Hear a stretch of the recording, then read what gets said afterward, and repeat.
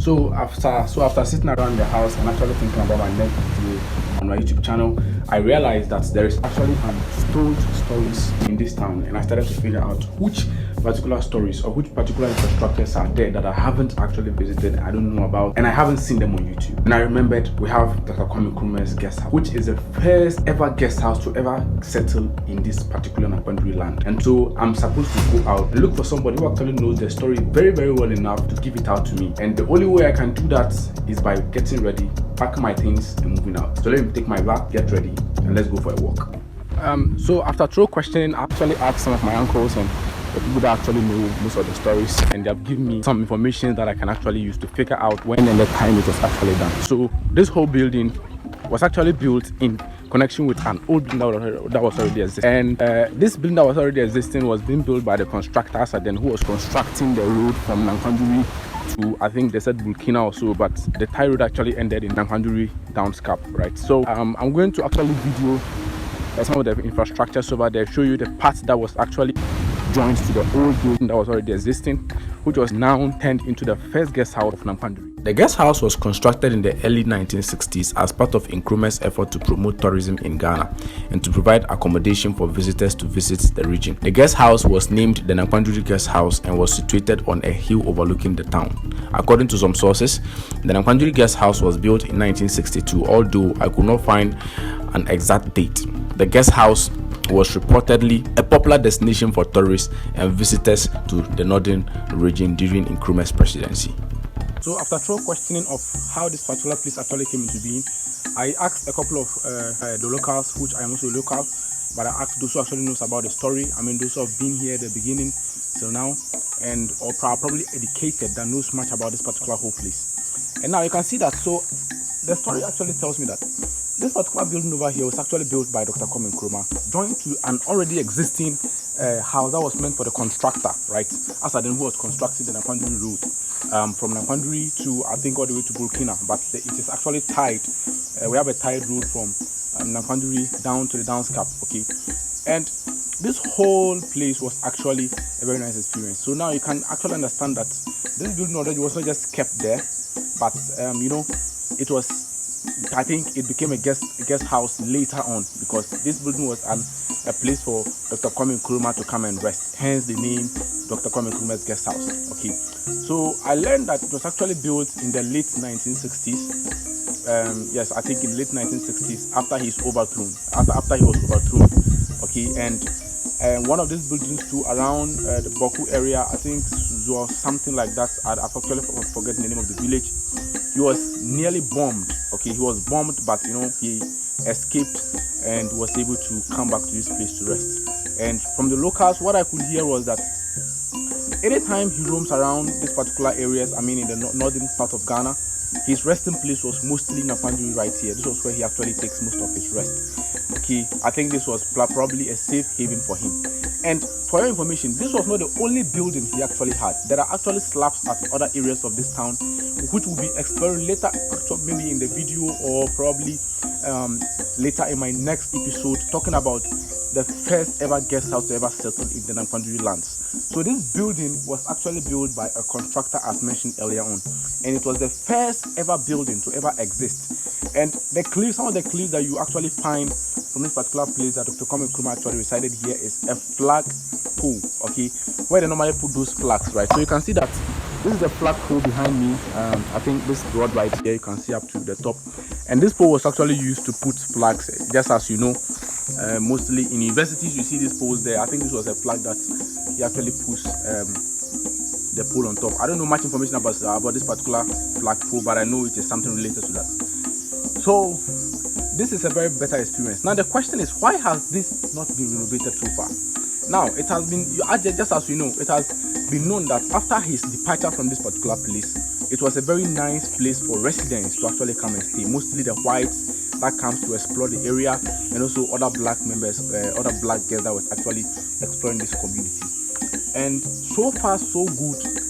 After a very long time of actually being here, so there has not been any renovation made, which has made people lost interest in actually patronizing this place. But after his departure, and when this one was actually turned into a guest house, it was a very nice place, and people were actually patronizing it a whole lot. Just in case you're wondering what I'm wearing something called "Don't Waste Your Chance." This is actually a T-shirt of Dakiwan Mills conference that he has been holding all over the country, Ghana here. I think other countries who might have had that. Yes, that's not why we are here. Let's talk about that particular issue. So, this building has not been renovated over the years. This is the exterior. You can see how old the paints are looking. I think this has been pasted. This paint has been there for over 3 decades now, because, or let me see, for over 4 decades now. You can imagine how these paints are looking at this moment. All right. So I think one of the things our country or our people can be able to do, and also part of the story says that a particular organization tried to actually renovate this place, but nothing has been heard from them since 2003. I think that was when I was still growing, not my real age mentioning on the YouTube channel. So yes, that is actually the few information I have about this place. Building, and I just came to show you most of the places where he joined, because you could actually see that there is a crack. Look at the view it had. Just look at the view at my back. This is actually a mountain top. Okay, this building is on a mountain top. The view is absolutely amazing, right? If you are here, the building is actually amazing. I don't know how to explain this, but the view is very, very amazing, honestly. So let me show you the place that he joined.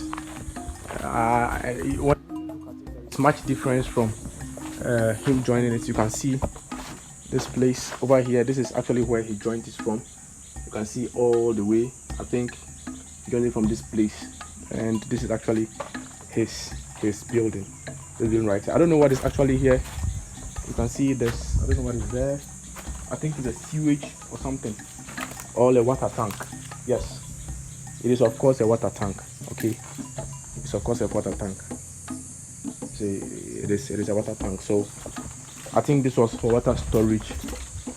Yes, this was for water storage. This was for water storage. All these places. So you can see the amazing things that this particular place actually holds.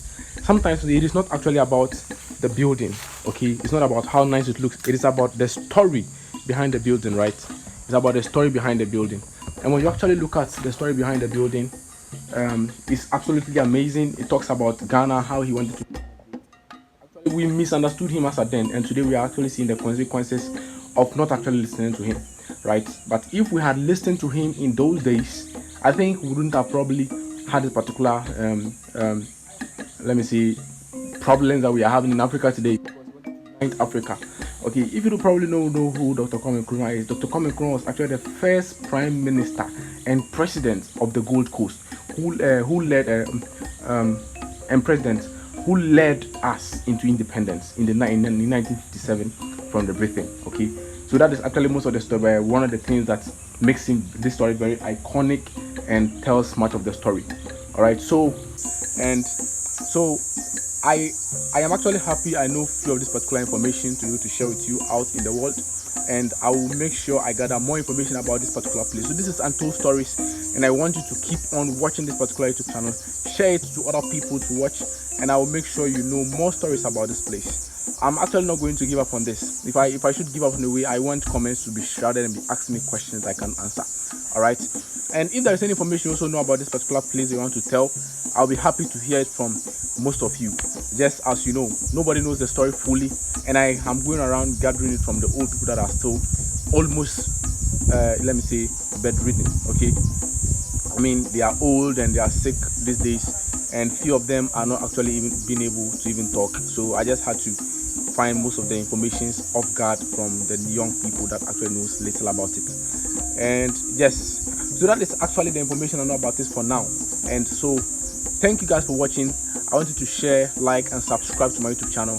Please help me grow, and this channel will be a success. Definitely, I'm telling more stories about this town. Not only this town, Africa, and also Ghana as a whole. Ghana and also Africa as a whole. So I'll be happy if you guys can actually recommend this channel to your colleagues that want to learn more about the history of Ghana. I mean Nakpanduri, but doesn't know much about it. Not just Nakpanduri alone, but the history of Ghana, which I'll be going around further. So I don't know which help I might get, but I think in the near future I will have to actually gather funds and travel all around the world, probably all around Africa, to show you more of these particular stories, abandoned stories that has not been told yet. Yes, so this is just the beginning of the story, and I'll see you in my next video.